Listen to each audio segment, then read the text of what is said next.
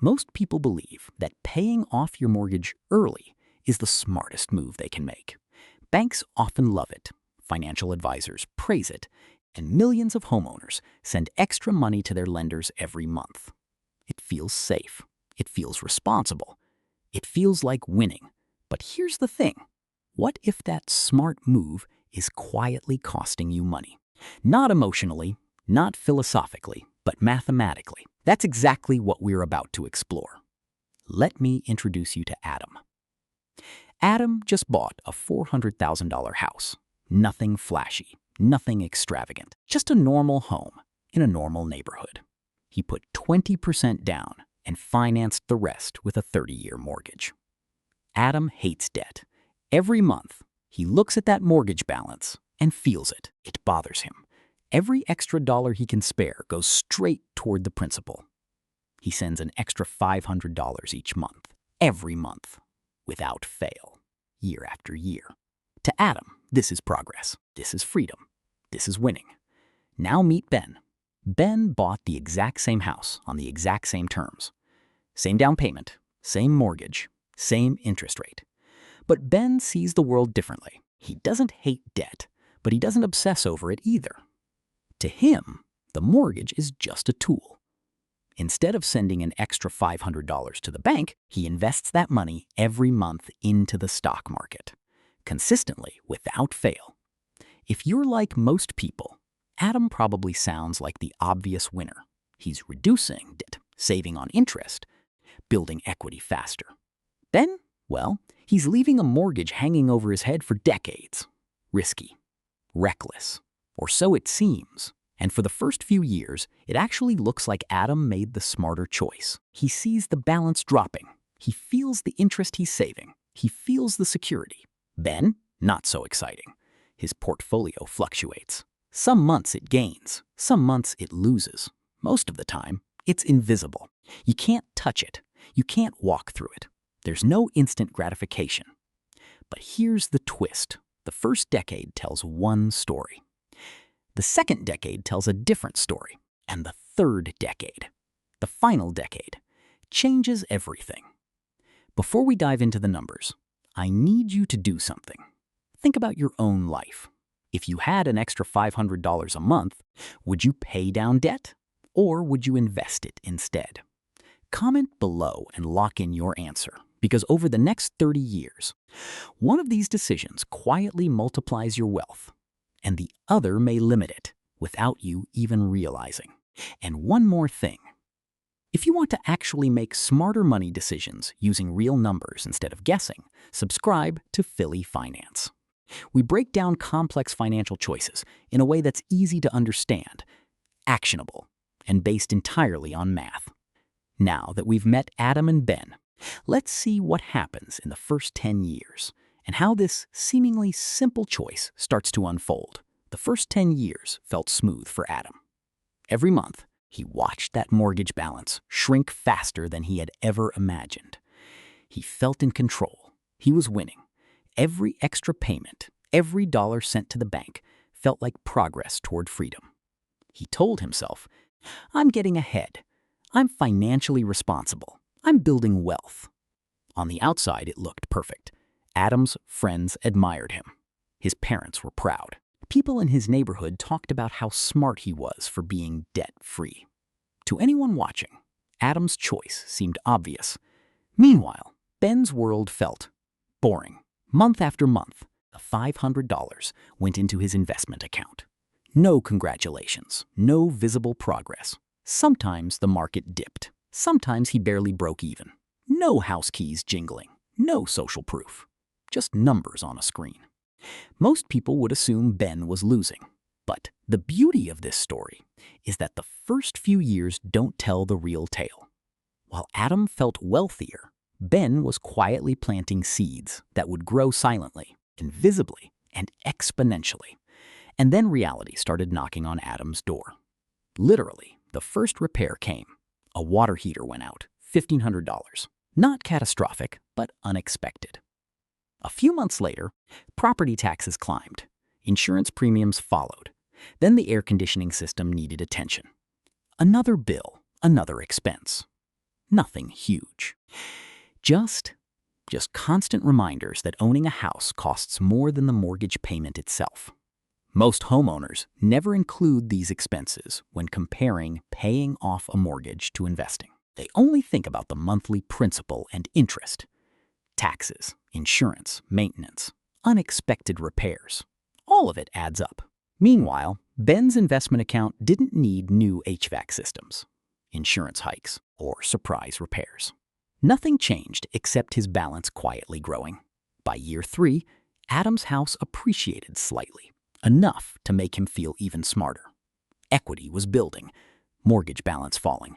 Net worth, at least on paper, was increasing. But Ben, his portfolio, thanks to consistent monthly contributions and compounding returns even through market dips, was quietly approaching the same net worth as Adam. And here's the critical lesson. Wealth isn't built in a few years. It's built over decades. And over the first 10 years, Adam's gains felt visible, satisfying, and real. Ben's gains were quiet, almost invisible, but far more powerful over the long term. By the end of year 10, most people looking at Adam and Ben would still choose Adam. A paid-down mortgage feels real, tangible, solid, safe. Investments? Just numbers on a screen. And that's exactly why this comparison is fascinating. Because feelings lie. Numbers don't. Now, with the first decade behind us, the story starts to shift. The decisions Adam and Ben made quietly set up the next 20 years of compounding, growth, and a final outcome that almost no one sees coming. By year 10, Adam still felt like the clear winner. His mortgage balance was lower than most homeowners, and every extra payment had given him a sense of security. He walked past his home, proud. Every time he glanced at the equity built up on paper, he felt accomplished. To him, this was proof that hard work and discipline always paid off. Ben, on the other hand, still felt uncertain. His investment account had grown, but it wasn't something he could touch or walk through. The market had its ups and downs. Some months it lost value, others it gained. And most people, watching from the outside, would have said Ben was taking a risk that wasn't worth it. But here's where the story starts to shift, compounding. The quiet, invisible force behind wealth was now beginning to work for Ben. Every year, the money he had already invested started earning its own returns. Not much at first, barely noticeable. Almost disappointing. But it was there, and over time, that invisible growth started to accelerate. By year 12, the effect was subtle but undeniable. Ben's portfolio was beginning to generate more growth than his monthly contributions. Every $500 he added each month was now working together with money that had been quietly accumulating for over a decade. The snowball had begun rolling. Meanwhile, Adam continued attacking the mortgage. He felt safer, stronger, ahead of the curve. But every dollar he sent to the bank was now locked in his home. It was tangible, yes, but it wasn't flexible. It wasn't growing outside of the interest savings. And he wasn't seeing the full opportunity cost. By year 15, Ben's portfolio was starting to show a surprising pattern. The growth wasn't coming from him anymore. The market was doing the heavy lifting. His monthly contributions were small compared to the returns that had been quietly building over the years. He wasn't working harder. He wasn't earning more. Time and compounding were doing the work for him.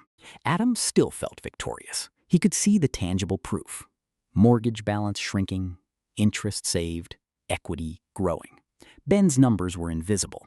The spreadsheet didn't feel real. And that's exactly why most people get this wrong. By year 20, the shift became unmistakable. Adam. Mortgage completely paid off. Home equity solid.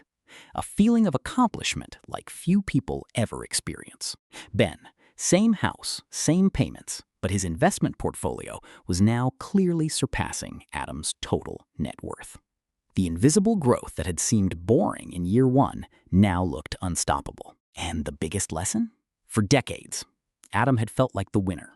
He had the peace of mind, the security, the visible proof. But Ben's patient, consistent, slightly boring strategy was quietly, invisibly, mathematically building more wealth. For most homeowners watching this is where the jaw drops. Because the emotional safe decision doesn't always match the math. And as we head into the next decade, the story only gets more dramatic. By year 20, Adam's mortgage is completely paid off. The feeling of freedom is real. No monthly principal, no interest, just peace of mind. He walks past his house with a smile, imagining how proud he looks to his friends, how secure he feels. On paper, Adam is winning, and emotionally, he is too. But Ben's story takes a completely different turn. The extra $500 he invested month after month for decades has been quietly growing, compounding silently behind the scenes. And now, that invisible growth explodes. Year after year, Ben's portfolio begins to outpace Adam's total home equity. The numbers that seemed boring in year 1 are now staggering. By year 25, the difference is undeniable. Adam is proud, but Ben is shocked at his own account balance. Not because he worked harder, not because he earned more, not because he found some secret investment, but because time and compounding did the heavy lifting for him. Every dollar invested years ago is now multiplying itself. And here's the lesson. The earlier decades set the stage, but the real magic of investing doesn't happen until patience meets compounding over decades. By year 30, Adam owns a paid-off house. It's beautiful, secure, and exactly what he dreamed of. He has peace of mind and no debt. He is financially stable, and most people would call him a winner. Ben, however, owns the same house under normal mortgage terms, but his investments have grown exponentially. The portfolio that looked boring at first has now surpassed Adam's total net worth. The invisible snowball that started decades ago has turned into a financial avalanche. The surprising reality, the choice that felt safer and more responsible, paying off the mortgage early, was not the one that maximized wealth. Ben's patient, consistent, and disciplined investing strategy quietly outperformed, proving that sometimes the most boring decisions are the most profitable over time. For viewers, the takeaway is clear. The emotionally satisfying choice isn't always the financially optimal one, and understanding the real math behind these decisions can save or earn you hundreds of thousands over your lifetime. If this video helped you understand how small decisions like paying extra on your mortgage or investing can completely change your wealth trajectory, subscribe to Fillie Finance. Turn on notifications so you don't miss future videos that break down the real math behind everyday financial decisions, hidden profit layers, and compounding strategies that affect your future. Remember, one small financial decision today can change your wealth forever.